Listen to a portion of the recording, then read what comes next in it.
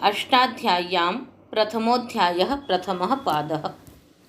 Eco गुणवृद्धि। इकः षष्ठी का एक वचन, गुणवृद्धि प्रथमा का द्विवचन। इकः षष्ठी का एक वचन, गुणवृद्धि प्रथमा का द्विवचन। समास करेंगे। गुणश्च वृद्धिश्च इति गुणवृद्धि। कौन सा समास होगा ये? गुणवृद्धि द्विवचन है, इतरेतर द्वंद्व होगा।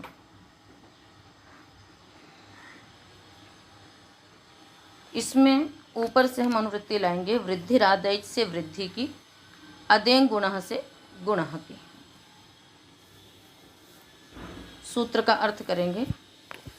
गुणः स्यात् वृद्धिः स्यात् इति गुणवृद्धि शब्दाभ्यां यत्र गुणवृद्धि विधीयेते तत्र इकः इति षष्ठ्यन्तं पदम उपस्थितं द्रष्टव्यम।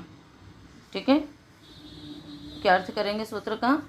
गुणः स्यात् वृद्धिः स्यात् इति गुणवृद्धि शब्दाभ्यां यत्र गुणवृद्धि विधीयेते तत्र इकः इति षष्ठ्यन्तं पदम उपस्थितं द्रष्टव्यम।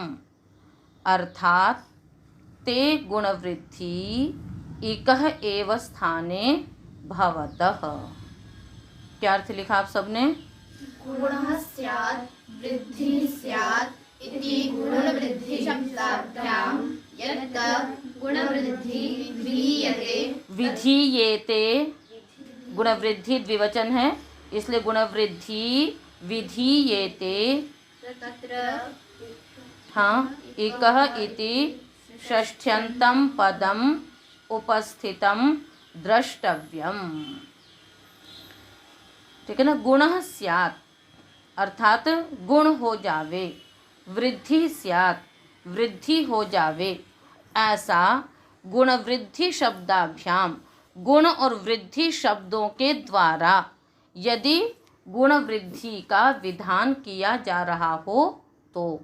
ठीक है, यहाँ ध्यान दीजिएगा कि पहले है गुणवृद्धि शब्दाभ्याम, वहाँ गुणवृद्धि में ह्रस्व है, और फिर जब गुणवृद्धि विधीयेते, यहाँ पर गुणवृद्धि द्विवचन का है, इसलिए यहाँ पर क्या हो जाएगा? दीर्घ हो जाएगा। तो जहाँ पर गुण हो जावे, वृद्धि हो जावे, ऐसा गुण और वृद्धि शब्द के द्वारा यदि गुणवृद्धि का विधान किया जाएगा तो वो किसके स्थान पे होंगे? वहाँ पर उस सूत्र में इकः ऐसा षष्ठ्यंत पद उपस्थित होता है, ऐसा समझना चाहिए। अर्थात ये गुणवृद्धि इक के स्थान में ही होते हैं। ते गुणवृद्धि इकः एव स्थाने भवतः। वे गुणवृद्धि इक के स्थान में ही होते हैं। ठीक है, अब आप इसको ये समझिए। आपने कहा गुण हो जावे, वृद्धि हो जावे, ऐसा गुणवृद्धि का नाम लेकर। देखो, आपने पहले पढ़ा कि आ आई औ की वृद्धि संज्ञा होती है, अ ए ओ की गुण संज्ञा होती है। ठीक है, अब किसी सूत्रों में औ का भी विधान किया जाता है, कहीं आ का विधान किया जाता है, कहीं अ का विधान किया जाता है। तो वैसे देखा जाए तो उनके भी क्या है? गुण और वृद्धि संज्ञाएं हैं। उनके भी क्या है? गुण और वृद्धि संज्ञा है, क्योंकि औ की आपने वृद्धि संज्ञा की है। ठीक है, तो यदि मान लीजिए किसी सूत्र में औ आदि यच में प्रथम अक्षर होगा तो हम उसकी संपूर्ण शब्द की वृद्धि संज्ञा करेंगे, क्योंकि वो वृद्धि संज्ञक है। कहीं पर आ है पहले तो हम उसको भी क्या करेंगे? वृद्धि मानेंगे। कहीं पर आ है तो हम उसको भी क्या मानेंगे? गुण मानेंगे। जैसे पठ अ अंति, यहाँ पर अंति का जो है हमने उसको गुण माना, और गुण मान करके हमने उसको अतोगुणे से पररूप किया। तो वो जो भी आ ए ओ वो गुण होंगे, आ ऐ औ हैं वो वृद्धि होंगे। किंतु कई सूत्रों में आ है ना, या औ या आ इस प्रकार का विधान कर दिया गया, पर हम उसको ये नहीं मानेंगे कि वो वृद्धि का विधान किया जा रहा है, वो तो आकार का विधान किया जा रहा है। ठीक है, ये जो एक के स्थान पे ही गुण वृद्धि होते हैं, वो कहाँ के लिए है सूत्र? कि जहाँ सूत्र में ये कहा जाएगा गुणः, जैसे मिदेर गुणः, मिद अंग को गुण होता है। सार्वधातुक अर्धधातुक यो हो, ऊपर से गुण की निवृत्ति लाते हैं कि सार्वधातुक अर्धधातुक परे रहते गुण होता है। सिच वृद्धि परस्मै पदेषु, तो वहाँ पर वृद्धि होवे, गुण होवे, ऐसा जहाँ पर उच्चारण किया जाएगा गुण वृद्धि शब्द के द्वारा, यदि गुण वृद्धि का विधान किया जाएगा तो वहाँ पर इकह यह पद उपस्थित होगा। बात समझ में आई? दूसरी बात आप यहाँ पर ये समझें कि यह परिभाषा सूत्र है। ये कौन सा सूत्र है? ये परिभाषा सूत्र है। परिभाषा कहते हैं अनियम प्रसंगे नियमकारिणी परिभाषा। अनियम प्रसंगे नियमकारिणी परिभाषा। पहले भी आपको बताया कि निर्णय करने वाले सूत्र को परिभाषा कहते हैं। तो जहाँ पर अनियम का प्रसंग होगा, जहाँ पर स्थान निश्चित कर दिया कि इसको ही गुण होना है या इसको ही वृद्धि होनी, जैसे अच को वृद्धि होनी है तो वहाँ पर कोई दिक्कत नहीं है। अंग की उपधा आकार को वृद्धि होनी है तो वहाँ पर अनियम नहीं है ना, वहाँ पर अनियम नहीं है। किंतु कहीं पर कह दिया गया कि अचों के आदि अच को ही वृद्धि होगी तो वो भी अनियम नहीं है, ठीक है। किंतु जहाँ पर ये बताया ही नहीं गया कि गुण कहाँ होगा, वृद्धि कहाँ होगी, बस कह दिया कि अंग को गुण होगा, अंग को वृद्धि होगी, ठीक है। अब अंग को गुण होगा, अंग को वृद्धि होगी, तो अंग तो बहुत बड़ा है। मिद अंग को गुण होता है तो मिद अंग तो बहुत बड़ा है। चुर अंग को गुण होता है, चुर अंग तो बहुत बड़ा है। तो चुर में च को करें कि उ को करें कि रा को करें, मिद में मा को करें, ई को करें कि दा को करें, या पूरे मिद के स्थान में कर दें। यहाँ पर तो अनियम होगा ना, जहाँ पर कुछ नहीं बताया। सिच वृद्धि परस्मै पदेषु, इसने कह दिया परस्मै पद परक सिच के परे रहते अंग को वृद्धि होती है। अब अंग तो आपका क्या है? ची है पूरा, तो ची के ई को वृद्धि करें अथवा च को वृद्धि करें अथवा पूरे ची को वृद्धि कर दें एक साथ, तो पूरे ची के स्थान पे क्या वृद्धि करें? शंका समझ में आ रही है? बात समझ में आ रही है? तो अनियम वहाँ होगा जहाँ पर नियम नहीं बताया गया, जहाँ पर स्थान का निर्देश नहीं किया गया कि कहाँ पर वृद्धि होगी, ठीक है। तो उसके लिए ही क्या होते हैं? परिभाषा सूत्र होते हैं कि अनियम प्रसंगे नियमकारिणी परिभाषा। जहाँ अनियम का प्रसंग होता है वहीं पर नियम करने वाले परिभाषा सूत्र होते हैं। एक बात समझ में आ गई। दूसरी बात ये समझिए कि दो प्रकार के परिभाषाएं होती हैं, यथोद्देशम संज्ञा परिभाषम, कार्यकालम संज्ञा परिभाषम, ठीक है ना। दो प्रकार के हैं, कार्यकालम संज्ञा परिभाषम, यथोद्देशम संज्ञा परिभाषम, ठीक है। संज्ञा सूत्रों का जहाँ होगा वो आपको बताएंगे। तो कार्यकालम, कार्यकालम का मतलब क्या हो गया? कार्यम कालम यस्य, कार्य ही काल है, स्थान है जिसका, मतलब जो विधि सूत्र हैं। कार्यकाल का मतलब क्या हो गया कि जो विधि सूत्र हैं, परिभाषा सूत्र वहीं पर उपस्थित हो जाते हैं। बस समझ में आई? दो प्रकार की परिभाषा हमने आपको उदाहरण से इससे पहले समझाया हुआ है कि जैसे मान लीजिए सब्जी बेचने वाला ही है, एक होता है कि हम उसकी दुकान पर जा कर के लेते हैं और एक ठेले पे लगा करके वो जगह जगह सब्जी बेचता है कि सब्जी ले लो, सब्जी ले लो, सब्जी ले लो, ठीक है ना। अभी आवाज़ भी आ रही थी आपको। तो सब्जी ले लो, सब्जी ले लो करके जो सबके घरों पे जा जा करके बेच रहा है, तो एक ये हो गया, और एक हो गया कि हम स्वयं उसकी दुकान में जाते हैं। दो स्थितियाँ हो गई। ऐसी संज्ञा और परिभाषा सूत्रों की भी दो स्थितियाँ हैं। तो पहली स्थिति है कार्यकाल। कार्यकाल का मतलब क्या हो गया कि जो जो विधि सूत्र हैं वहाँ पे जा करके वो परिभाषा सूत्र उपस्थित होंगे और फिर उन दोनों सूत्रों को एक साथ मिला करके हम सूत्र का अर्थ कर देते हैं। जैसे इको गुण वृद्धि है, तो यहाँ पर सूत्र में क्या कहा कि यत्र गुण वृद्धि विधीयते तत्र इकह इति पदम उपस्थितम द्रष्टव्यम, यानी वहाँ पर इकह पद उपस्थित होता जाएगा, ठीक है। दूसरा परिभाषा है यथोद्देश। यथोद्देश का मतलब है उद्देश्यम अनतिक्रम्य, जो उसका जहाँ पर सूत्र का उपदेश कर दिया गया है वो उसका अतिक्रमण नहीं करता, ठीक से बेटा, है ना। वो उसका अतिक्रमण नहीं करता, वो अपने स्थान पर ही रहेगा। जिसको निर्णय करवाना है, जिसको निर्णय करवाना है वो वहाँ पर जा कर के निर्णय करवाएगा, कोर्ट में जा कर के वो निर्णय करवाएगा कि ये समस्या आ गई है, अब आप इसका समाधान करें। बताइए समझ में कैसे? जैसे आपने सूत्र पढ़ा सुपिच और बहुवचने झल्य पुरुषेभ्य की जब हम सिद्धि करते हैं तो पुरुष आगे भ्यस, वहां पर क्या होता है? बहुवचन झल्यत की भी प्राप्ति है एत्व की और सुपिचा की भी प्राप्ति, दोनों सूत्रों की शर्तें घट रही हैं। अब इन दोनों ने कहा कि भाई मेरी भी शर्तें यहाँ पर सारी घट रही हैं तो मैं लगूंगा, बहुवचन झल्यत की प्रवृत्ति हो गई और दूसरे सुपिचा की भी शर्तें हो रही हैं, उसकी प्रवृत्ति हो गई। अब दोनों में से कौन सा सूत्र वहां पर लगे, है ना, ये यहाँ पर हमें संदेह हो गया। अब निर्णय करवाना है तो अब हम किसके पास जाते हैं? विप्रतिषेधे परम कार्य। वो सूत्र यहाँ नहीं आता है, ठीक है, कि अरे भाई आप लोग लड़ क्यों रहे हो, यहाँ पर ये वाला सूत्र लगा लो, नहीं, बल्कि क्या करते हैं वो दोनों सूत्र बहन जी ये क्या कहते हैं उसके पास जाते हैं। जैसे आप लोग भी क्या करते हो, कई बार हम लोग घूमते रहते हैं, कहीं पर कोई बात हुई, कोई अव्यवस्था हुई, अरे भाई क्या बात है, क्यों ऐसा कर रहे हो, अच्छा ऐसा कर लो, ऐसा कर लो। तो कभी हम आपके पास होते हैं और कभी आप हमारे पास आते हो कि बहन जी हम लोगों के साथ आज ऐसी ऐसी बात हो गई है, आप बताइए हम क्या करें, ठीक है। तो जब आप हमारे पास आ रहे हो वो यथोद्देश स्थिति है। तो ऐसे ही वो दोनों सूत्र विप्रतिषेध परम कार्यम के पास उपस्थित हुए कि हमारी भी यहाँ पर प्रवृत्ति है, हमारी भी यहाँ प्रवृत्ति है, अब यहाँ कौन सा सूत्र लगे? तो उसने कहा कोई बात नहीं, जब दोनों में समानता वाली स्थिति है तो जो पर वाला है उस सूत्र की प्रवृत्ति हो जाती है। तो दो परिभाषाएं हो गई, यथोद्देश और कार्यकाल। तो इको गुण वृद्धि जो परिभाषा है वो कैसी परिभाषा है? कार्यकाल परिभाषा है। इसलिए हमने इस सूत्र का अर्थ किया कि यत्र गुण वृद्धि विधीयेते, यानी जो गुण वृद्धि के विधि सूत्र हैं, विधान करने वाले सूत्र हैं, उन सूत्रों में जहां पर स्थान का निर्देश नहीं किया गया कि कहाँ वृद्धि होगी कहाँ गुण होगा, ऐसे सूत्रों में क्या होगा?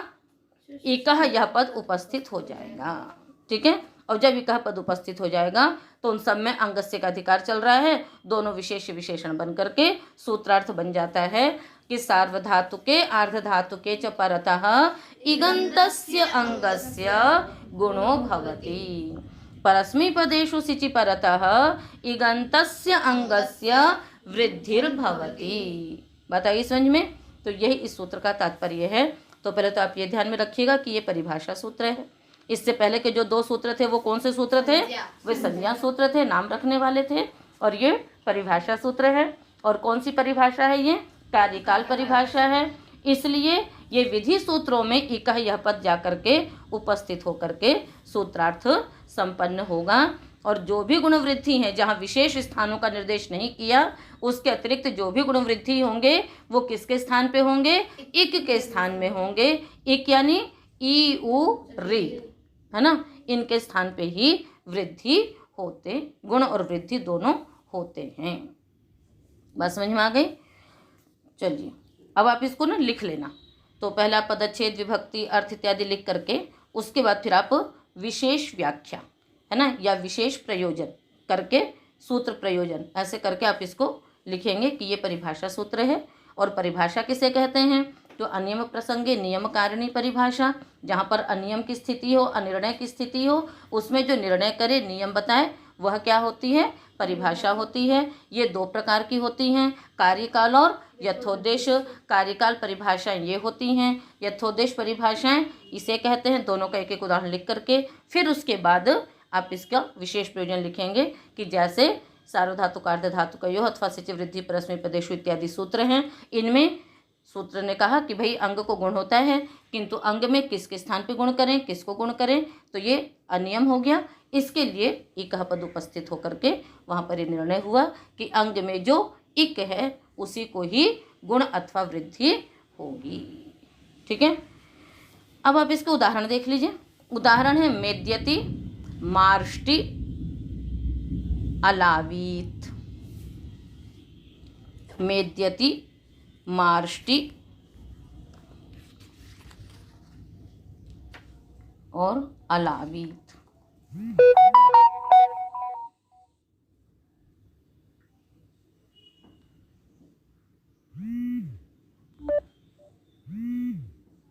मेद्यति, मार्ष्टि, अलावीत, ठीक है। मेद्यति की सिद्धि करेंगे। यमिदा स्नेहने धातु है, भुवादियो धातु से आपने इसकी धातु संज्ञा की। उसके पश्चात ञी की इत संज्ञा आदरणीय टुडवह से, और आ की इत संज्ञा उपदेशे जनुनासिक इत से क्या शेष बच गया? मिद। इसके पश्चात लट लकार का रूप है ये, तो वर्तमान लट से धातु के अधिकार में वर्तमान लट से लट लकार लाएंगे। लकर्मणि च भावे च कर्म केभ्यः सूत्र लगा करके कर्ता में आप लट लकार ले आए। लट के स्थान पे लस्य के अधिकार में तिप तस झी इत्यादि से तिबादी आदेश करके तिबादी उत्पत्ति कर लीजिए। मिद आगे तिप, पुनः तिप की तिंशित सार्वधातुकम से सार्वधातुक संज्ञा करेंगे। अब ये सार्वधातुक भी है और कर्ता में आया है, इसलिए कर्तावाची भी है। तो कर्तावाची सार्वधातुक के परे रहते यहाँ सूत्र लगेगा दिवादिभ्यः श्यन्। तृतीय अध्याय के प्रथम पाद का सूत्र है दिवादिभ्यः श्यन्। दिवादिभ्यः धातुभ्यः कर्तरि सार्वधातुके परतः श्यन् प्रत्ययो परश्च भवति। दिवादिगण की धातुओं से कर्तावाची सार्वधातुक के परे रहते शप कह रहे हैं श्यन् प्रत्यय होता है। तो मिद दिवादिगण की धातु है। तिप क्या है? कर्तावाची सार्वधातुक परे है, इसलिए श्यन् आया, धातु से परे श्यन् उपस्थित हो गया। मिद श्यन् तिप। उसके पश्चात प की हलंत्यम सिद्ध संज्ञा, न की हलंत्यम सिद्ध संज्ञा, श की लशक तद्धितीय सिद्ध संज्ञा, क्या शेष बच गया? मिद य ति। ठीक है। अब इसके पश्चात आपने क्या किया? मिद है ना, मिद के ई की अलोन्त्यात पूर्व उपधा, इससे क्या करेंगे हम? अंत्य अल से पूर्व की उपधा संज्ञा करेंगे। तो मी के ई की उपधा संज्ञा हो गई। ह्रस्वम लघु सूत्र लगाएंगे। ह्रस्व वर्ण लघु संज्ञको भवति। मिद का जो ई है वो ह्रस्व वर्ण है, एक मात्रिक है, इसलिए उसकी क्या हो जाएगी? लघु संज्ञा हो जाएगी। इसके पश्चात सूत्र लगेगा पुगंत लघु पधस्य च। सूत्र है 7वें अध्याय के तृतीय पाद का। ऊपर से सार्वधातुक अर्ध धातु का युह की निवृत्ति आ रही है। मिदेर गुण से गुण की भी निवृत्ति आ रही है।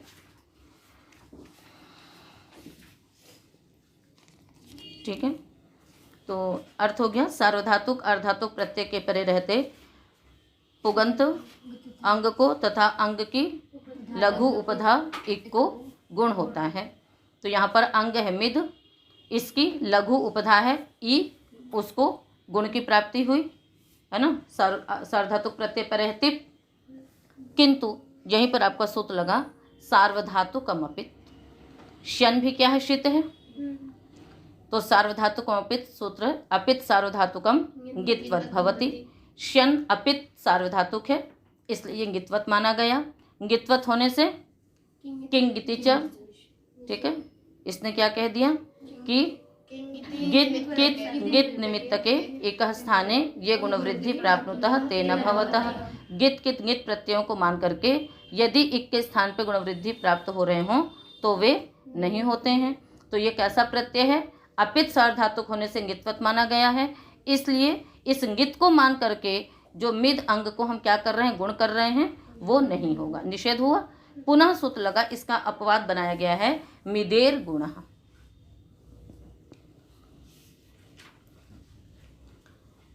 मिदेह अंगस्य गुणो भवति। मिद अंग को गुण होता है, ये सूत्र का अर्थ है। अब मिद अंग तो पूरा मिद है, अब इस पूरे मिद के स्थान पे गुण करें अथवा म को, द को, ई को, ये अनिर्णय की अवस्था है। इस स्थिति में इको गुण वृद्धि, ये परिभाषा सूत्र उपस्थित हुआ कि कहीं पर भी गुण हो जावे, वृद्धि हो जावे, ऐसा गुण वृद्धि का नाम लेकर यदि आप गुण वृद्धि का विधान कर रहे हैं तो किसके स्थान पे होगा? इक के स्थान पे ही होगा। तो हमने सूत्र का अर्थ कर दिया मिदेह अंगस्य इकः स्थाने गुणो भवति। मिद अंग के इक के स्थान पे गुण होगा। तो मिद अंग का इक क्या है? म का ई, उसको गुण हो गया। ई से मिलता जुलता स्थानांतरतम से ए गुण कर लिया आपने। मेद्यति मेद्यति सुप्तिंगंतम पदम से पद संज्ञा करके आप इसके प्रयोग का अधिकार आपको मिल गया। इस प्रकार से बन गया मेद्यति। ठीक है। इसी प्रकार से आ जाइए मार्ष्टि। मेद्यति गुण का उदाहरण हुआ। मार्ष्टि मृजु शुद्धौ धातु है।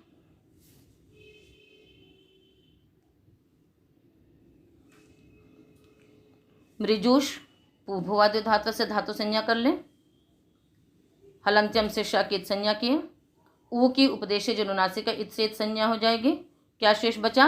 मृज, आगे तिप, नहीं मृज हो गया। अब इसके पश्चात वही धातु के अधिकार में वर्तमान लट से लट लाएंगे, उसके पश्चात लस्य के अधिकार में तिवादी प्रत्यय लाके तिवादी उत्पत्ति कर लीजिए, मृज ती। ती जो है ये सार्वधातुक संज्ञक हो चुका है तिंशित सार्वधातुकम से। अब यहाँ पर आपने क्या किया? कर्तरी शब्द, कर्तरी सार्वधातु के परतः धातो हो शप प्रत्ययो भवति।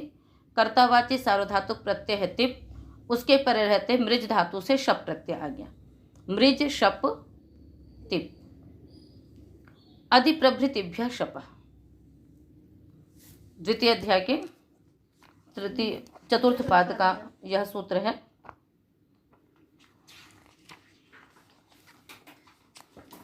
ऊपर से लुक की अनुवृत्ति आ रही है, न्या क्षत्रियार्ष, ये तो यूनि लुगन यूं 2 4 72। अधिप्रभृतिभ्य अर्थात अदादि गणपठितेभ्य शब्देभ्य उत्तरस्य शपः लुक भवति। अदादि गणपठित धातुओं से उत्तर जो शप है उसका क्या होता है? लुक होता है। लुक क्या है?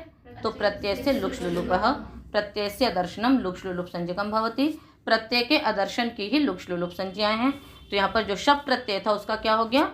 लुक हो गया। अब क्या शेष रह गया? मृज ती। यहां सूत्र लगेगा मृजेर वृद्धि।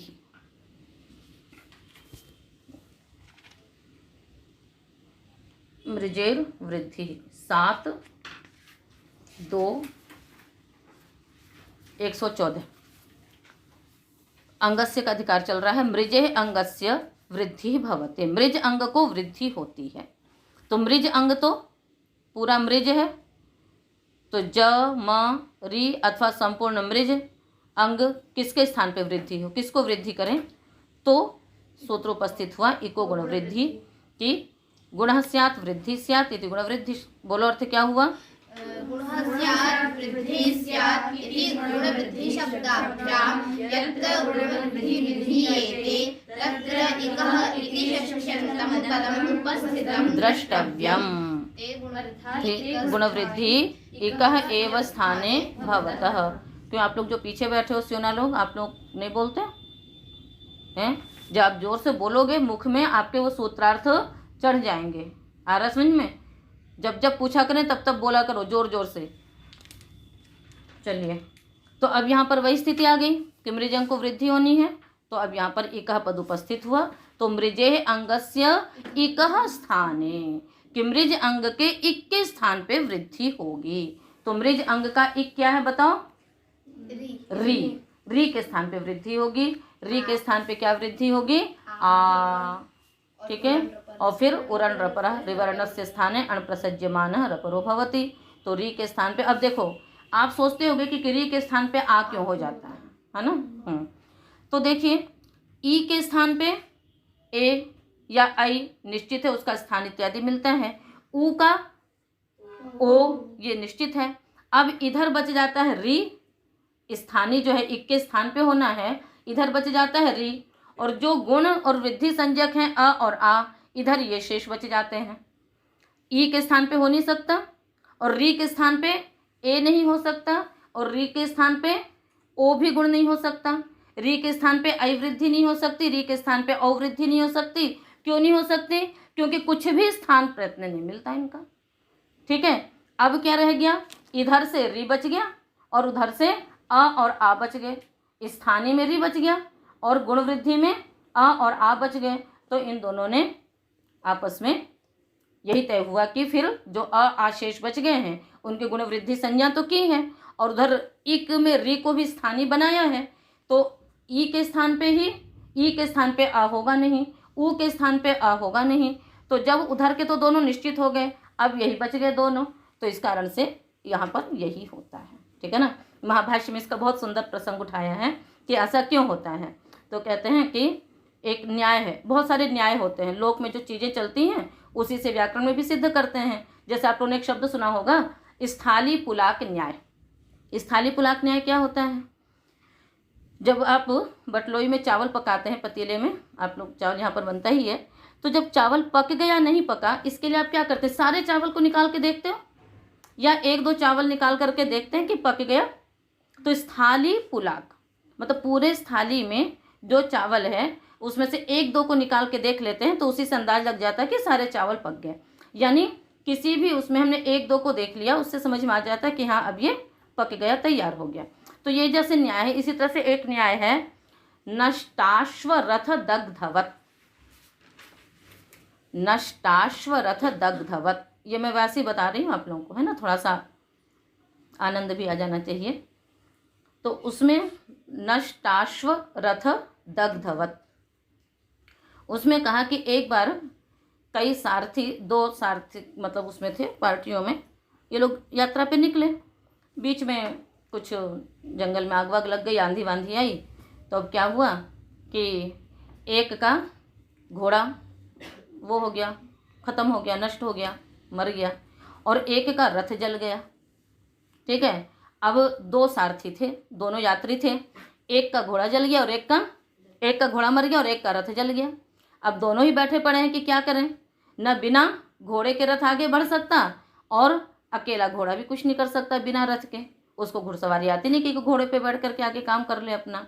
तो आपस में इन लोगों ने विचार किया, तव अश्वो नष्टः मम रथो दग्धः, तुम्हारा घोड़ा नष्ट हो गया है, मेरा रथ जल गया है, उभौ संप्रयुज्यावः, चलो दोनों मिल लेते हैं, तेरे रथ में मैं अपना घोड़ा जोत देता हूँ, और दोनों मिल करके काम बन गया ना, एक रथ बन गया, उसका रथ ले लिया, उसका घोड़ा ले लिया, तो दोनों ने अपना जोड़ लिया। वही स्थिति यहाँ पर है, कहते हैं कि तुम्हारा स्थान ही नहीं है और मेरा आदेश नहीं है ना। री कह रहा है कि मेरे स्थान पे कोई आदेश ही नहीं हो सकता, ना आई मेरे से मिलता जुलता है, ना औ मेरे से मिलता जुलता है, और इधर आ और आ कह रहे हैं कि ना मैं ई के स्थान पे हो सकता हूँ और न ही मैं ऊ के स्थान पे हो सकता हूँ।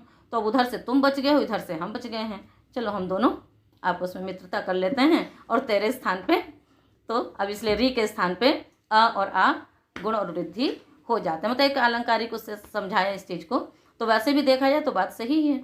और फिर इधर क्या होता है, जब आप रिवर्ण के स्थान पे अण करते हो तो रपर हो जाता है, और जब रपर होता है तो क्या होता है, और अण में तो आपका यही आता है ना, अ ई उ ए इत्यादि तो आते नहीं हैं। जब रिवर्ण के स्थान पे अण होगा तो रपर हो गया, अब जब रपर हो गया तो री से स्थान मिल गया उसका तुरंत।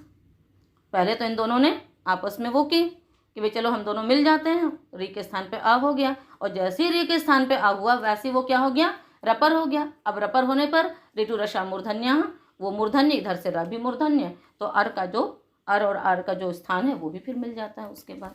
इसलिए हमेशा री के स्थान पे गुण होगा तो अ, वृद्धि होगी तो आ। ये मैंने आप लोगों को भाष्य का थोड़ा सा ऐसे समझा दिया, समझ में आ गई बात ना, इसलिए ऐसा। तो अब यहाँ पर री के स्थान पे क्या हो गई, वृद्धि आ, और रपर हो गया तो क्या बन गया, र, यानी मार, आगे ज, मार्जति। अब यहाँ सूत्र लगेगा वृश्च भ्रस्ज सृज मृज यज राज भ्राज छशाम शह। 8 2 36। बहुत आनंद आ रहा ना, मैं सूत्र बता दे रही हूँ।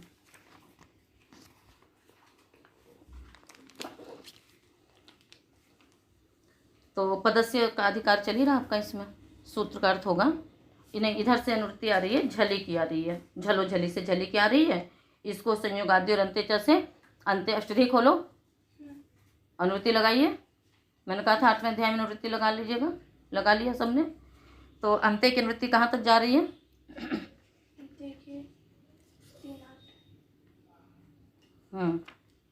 3 8 यानी 3 8 तक नहीं, 38 तक जा रही ना, 38 बोलो। अब 3 8 बोलोगे तो तीसरा पद समझ में आएगा, और पदस्य का तो चल ही रहा है। झली कहाँ तक जा रहा है, ये भी वहीं तक जाएगा, है ना। अर्थ होगा सूत्र का वृश्च भ्रस्ज सृज, साथ साथ बोलिए, वृश्च भ्रस्ज सृज मृज यज राज भ्राज इत्येतेषां छकारान्तानां शकारान्तानां च धातूनां स्थाने श इत्ययम् आदेशो भवति। छकारान्तानां शकारान्तानां च धातूनां स्थाने श इत्ययम् आदेशो भवति। व्रश्च भ्रश्च सृज मृज यज राज भ्राज इत्येतेषां धातूनां छकारान्तानां शकारान्तानां च धातूनां स्थाने श इत्ययम् आदेशो भवति झलि परतः पदान्ते च। या तो झल परे हो अथवा पदांतो पद के अंत में हो तो होगा। जैसे आपने सिद्धि पढ़ी थी ना, प्राट है ना, शब्द प्राट वगैरह बनाते हैं, तो या तो पद के अंत में हो अथवा झल परे हो। यहाँ झल परे है त झल के परे रहते मृज सूत्र इसमें पढ़ा हुआ ना, मृज धातु पढ़ी हुई है, तो मृज के ज को क्या हो गया, श हो गया। तो क्या बन गया, सीधे मार्श। यहाँ कोई आपको स्थान प्रयत्न नहीं मिलाना, सीधे बता दिया इन सबके स्थान पे श ही होगा, तो मार्श बन गया। मार्श आगे ती, अब सूत्र लग जाएगा स्टुनाष्टुः। क्या अर्थ है इसका, स्टुना योगे स्तोहो स्टुः भवति। शकार और टवर्ग के योग में सकार और तवर्ग को शकार और टवर्ग आदेश हो जाता है। शकार का योग है, तवर्ग है, उसको भी टवर्ग हो गया, तो त को ट होके क्या बन गया, मार्ष्टि।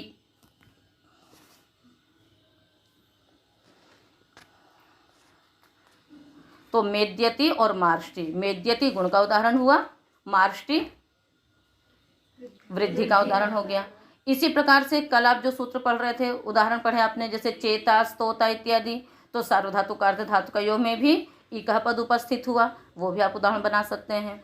सिच वृद्धि परस्मै पदेशु से हमने वृद्धि की थी, अलावित अपावित इत्यादि में। यहाँ भी क्या कहा था, परस्मै पद परक सिच के परे रहते इगंत अंग को वृद्धि होती, तो वृद्धि होती है, तो इकह कहाँ से आया, तो फिर इको गुण वृद्धि, क्योंकि वृद्धि भवति ऐसा कह करके यहाँ पर वृद्धि का विधान किया है, तो इकह पद यहाँ पर भी उपस्थित हो गया और सूत्र का अर्थ हो गया इगंतस्य अंगस्य वृद्धिर्भवति। इगंत अंग को वृद्धि होती है, इसलिए फिर लू के ऊ को वृद्धि होकर के अलावित इस प्रकार से बन जाता है रूप।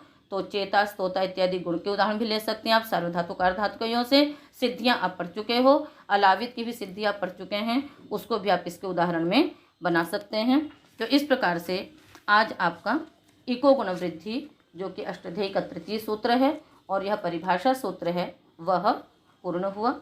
अगला सूत्र आगे के पाठ।